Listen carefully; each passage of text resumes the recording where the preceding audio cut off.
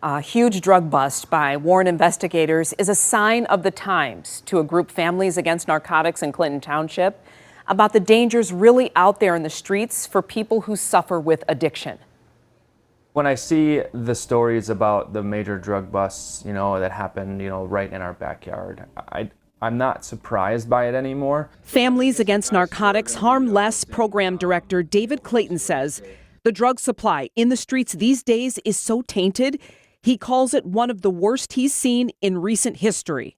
When we talk about pressed pills, you're getting something that isn't what you think it is, but it looks just like it. So if you're taking a pill that you enjoy taking or you want to take, and you think it's going to give you this certain effect, but then it has this other sedative effect and could potentially fatal effect, that's kind of where things are really getting twisted and things are really getting dangerous, because we just don't know, what's in this current supply. In fact, Warren Police Special Investigation Unit just seized 2,000 pills disguised as Adderall, but really contain lethal doses of fentanyl and methamphetamine. And that's why I feel that having access to fentanyl test kits is important, because if you're going to use these drugs, which we know people are, then if they want to test those drugs for the presence of fentanyl, to know that it's in there, then if it has a positive result, then preventative measures can be taken.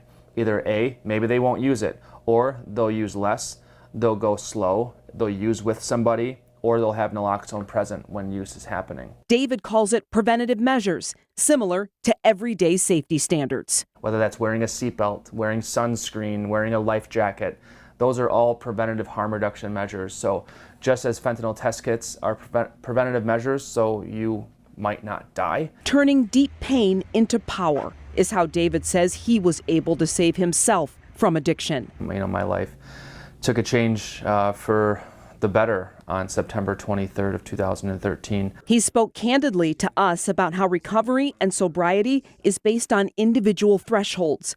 But when you believe you're taking one thing and end up with a dangerous mix of another, one may not stand the same chance. And the reality, when it's all said and done, is dead people can't heal and dead people can't recover. As we approach an important day, International Overdose Awareness Day. It's obviously a day of awareness to make sure that the ones that have lost their lives to an overdose, don't go unseen, right? Kind of just really bringing, their names to the forefront and really giving their name a meaning.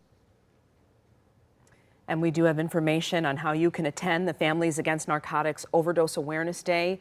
It's a memorial from 6 p.m. to 9 p.m. this Thursday, Paradox Church in Warren. Dinner, vendor tables, and of course, memories. We have more on our website, including how you can get help with addiction at WXYZ.com. And I think it's so important to hear it from somebody like him. The messenger matters, and somebody that's been there, has gone through that kind of stuff. Right, and whose only mission is to meet people where they are, Yeah. until they're ready to make change. Yeah. Glenda, thank you. Thank you.